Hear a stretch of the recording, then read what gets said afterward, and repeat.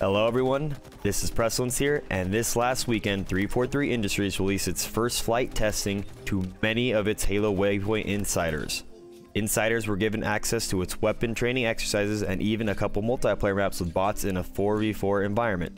There even was some Spartan customization and an iOS app being tested with the new Halo Waypoint. The overall experience and gameplay felt awesome, but this video we really need to discuss the huge looming elephant in the room: the performance and the optimization. So, before we begin, many of you currently watching the video played Halo Infinite on PC and its various Xbox editions. I will be using my perspective on the PC edition along with other YouTubers' impressions on the Xbox editions. But by the end of the video, you're definitely going to be seeing how not only the PC version was heavily unoptimized, but also the Xbox One versions of the flight were very unoptimized and performing really below expectations.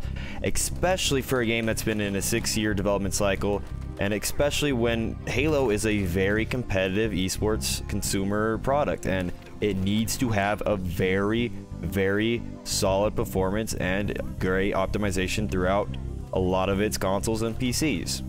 So what is exactly performance and optimization? Gaming performance can roughly be defined by how well the game runs when it comes to frame rates, resolution, and graphical settings, while optimization, on the other hand, is how well the game utilizes popular consumer technology. Games with high performance and good optimization run games with smooth, playable frame rates on the lower-end consumer PCs and consoles, while allowing a larger ceiling of performance on higher-end PCs and consoles with larger frame rates and higher resolution options. So why does performance and optimization matter for gaming and especially competitive esports titles? The dominant factor that esports titles strive to hit when it comes to gaming performance and optimization is high consistent frame rates, or also known as frames per second or simply FPS. So why do these frames per second matter? Have any of you ever gone back and played a game that you loved in your childhood on an older console from the early 2000s that has been remastered, such as Halo? Do you notice how choppy or slow or laggy it feels today? Most games in the early 2000s up until the mid 2010s held a gaming standard of reaching the 30 FPS mark. That means the game's engine is updating 30 times a second, which could be broken down into a 30 picture slideshow every second. But what happens when you increase beyond the frame rates of 30 to 60 FPS commonly seen in gaming? The first apparent thing is going to be a large increase in image clarity and smoothness. The picture is going to be much clearer for the viewer, especially during fast-paced sequences seen during eSport titles where a lot of quick movements are happening in-game. The next improvement is even bigger. Frame rate is directly tied to input lag and latency. The higher the frame rate, the lower the latency and input lag. The lower the latency and input lag, the faster your input and responses will be in-game. In other words, you'll literally be doing your actions quicker and more accurately in-game. Now, increasing frame rate does not directly lead to linear decreases in latency. Looking at this graph, we can see how increasing the frame rate to a certain extent reaches diminishing returns. Notice the huge jump from 60 FPS to 120 FPS. Our latency goes from a 16.7 ms to a staggering 8.3 ms. But look how small the jump is from 240 FPS to 360 FPS. A mere 4.2 ms latency to a 2.8 ms latency. So as you can see, diminishing returns. This means that the difference between, let's say, 45 FPS and 60 FPS, or 90 FPS and 120 FPS, is actually much bigger than what people think it is. Now keep in mind that your monitor or TV is your ceiling when it comes to your visual frame rate. A 30Hz monitor will never output more than 30 FPS. A 360Hz monitor will never output more than 360 FPS. They can obviously go lower than their output, but never over. The last small advantage you technically get when you have a higher frame rate is updating the game faster. You should technically see people around corners faster than slower frame rates, but this is never usually an advantage and really is never seen in-game. So, how does this all tie into Halo Infinite? Well, this last weekend was a blast playing the game, but it was quite shocking looking at some fellow streamers' performance.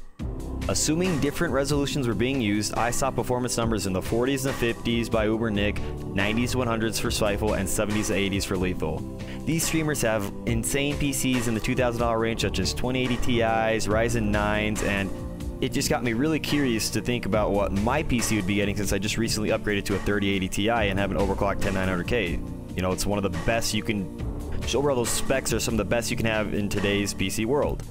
Now, I loaded up the game, put it on the lowest settings, and what do you know? I was getting around 100 to 120 FPS. This is absurd. What does this mean for almost the majority of the PC gamer fan base that have the lower to mid-range PCs? What are they going to be getting? And, you know, to answer, I saw friends were telling me about the 60 FPS, 50 FPS, just these really crazy low numbers. So, for those wondering what PCs should be getting for esports titles, let's look at some other games that I played on my PC. So, benchmarking with my own PC, here's what I was consistently getting from Fortnite, Valorant, and Apex, all modern games. For Fortnite, I was able to hit the 300 FPS mark very consistently, as seen here. For Valorant, I was hitting around the 300 mark, seen here also.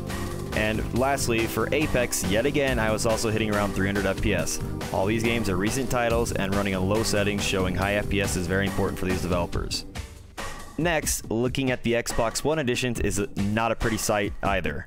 As we can see from Digital Foundry's frame analysis on the Xbox One S and Xbox One X editions, they were both only able to manage to hit 30 FPS, while the Xbox X edition was hitting 4K resolution instead of 1080p. 30 FPS is very archaic and ancient, virtually unplayable for anyone who's played MCC or Halo 5 at 60 FPS. Now, looking at the Xbox Series S and X, these actually looked much better than what we've been seeing from everything else. The Series X actually had lower consistent frame rates than the Series S. It was still hitting around the 100 and 110 FPS mark, and this is likely due to the higher resolution the Series X was running at.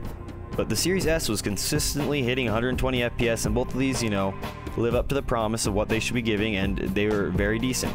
But now, obviously, the other Xbox Ones, they are very old technology and probably shouldn't be expecting much enhancement in the future, and it's still very concerning that they're hitting only 30 FPS. So overall, this isn't a blind hate video on Halo Infinite or 343, but rather making sure to bring attention to the topic that even though the build we were testing it's 2 months old, this is a 6-year-old game in development, and the performance needs to have large increases for the console gamers and drastic overhauls for the PC gamers. Like, there's no way high-end PCs should be getting such low performance that is basically on par with the Xbox Series S version.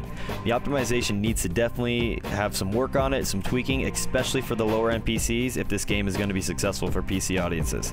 I'm certain we'll see large improvements in the upcoming weeks and months with more flight testing and even after launch improvements. So there can definitely have some optimism, and we should not be hitting the panic button until we get closer to launch. But we just cannot be seeing $3,000 PCs get the performance of like $300 consoles. That's just a big yikes for me. But that concludes the video, and until next time, everyone.